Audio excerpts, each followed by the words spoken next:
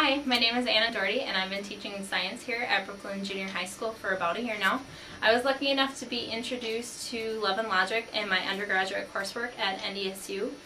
Since I graduated, I've taken the 9 essential skills of Love and Logic here at Brooklyn Junior. I went to go in Colorado and became a facilitator of the Love and Logic curriculum, and I'm also learning more about Love and Logic through my graduate coursework at St. Mary's University. I was always told that being a first-year teacher would be the worst year of my teaching career. It would be really difficult and I would feel out of control and I wouldn't really get anything accomplished. But I really feel that because of Love and Logic, it's helped me to feel somewhat successful as a first-year teacher, to enjoy my students and really love the career that I chose.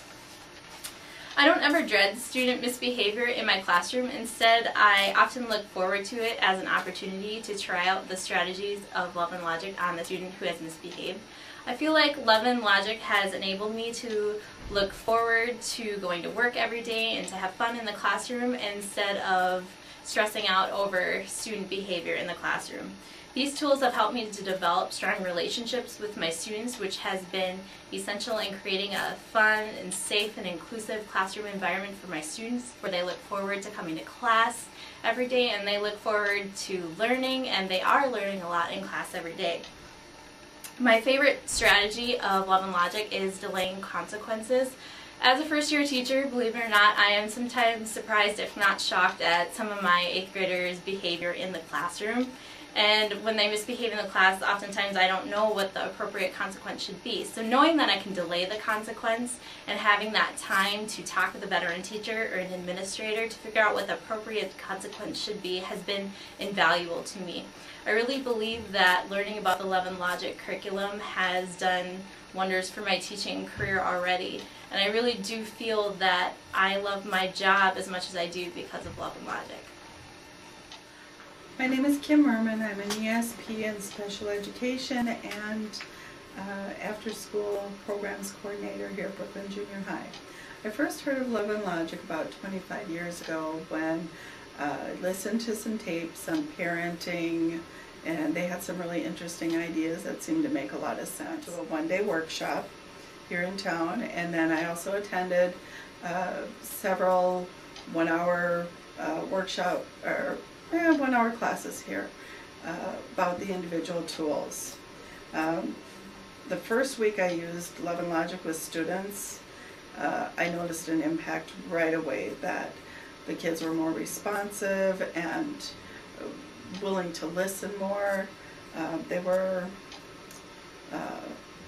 able to begin to start a relationship.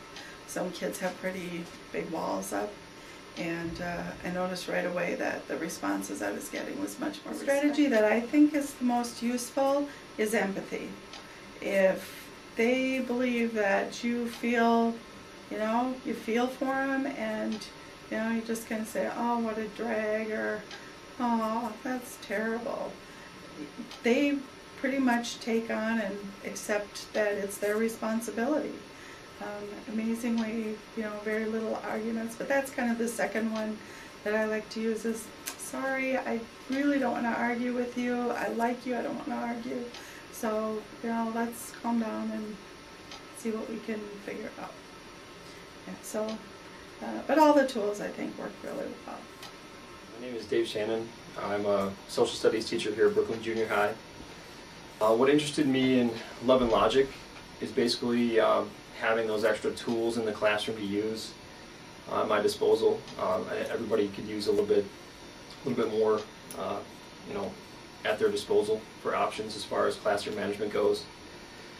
How it's impacted me personally, I haven't had much chance to use it yet, but what I have used so far, it's basically taken the argument away from the students, and it's basically just made classroom life a little bit easier.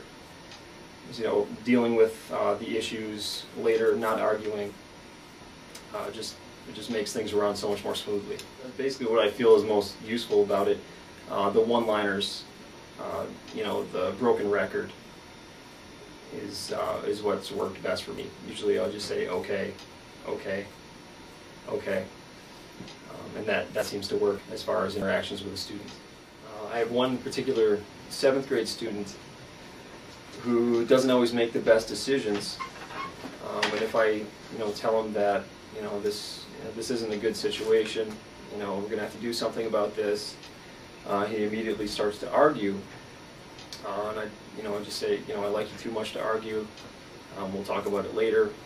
We'll decide what we're going to do. Try not to think about it too much right now, but we'll figure it out. Don't worry about it. We need to calm down right now. We need to get to work.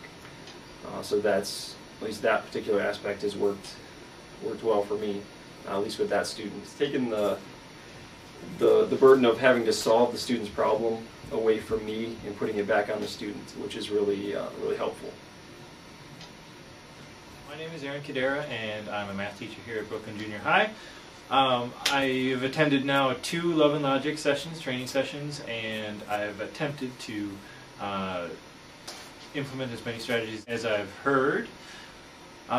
So far I've been using it with just a few select students that have caused a little bit more trouble for me than the normal one. Actually kind of familiar with the basic premise, just to state everything in the affirmative.